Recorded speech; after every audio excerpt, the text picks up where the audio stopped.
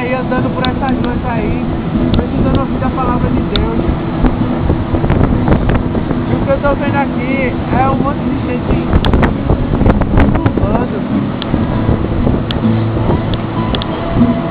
Cara,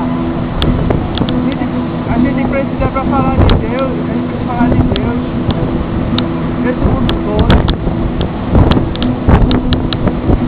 Eu nunca saí do Brasil,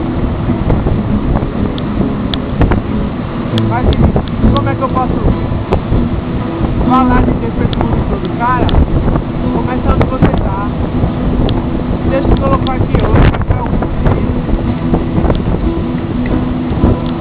Ele não fez, é um culto, é só porque essa turma é evangélica.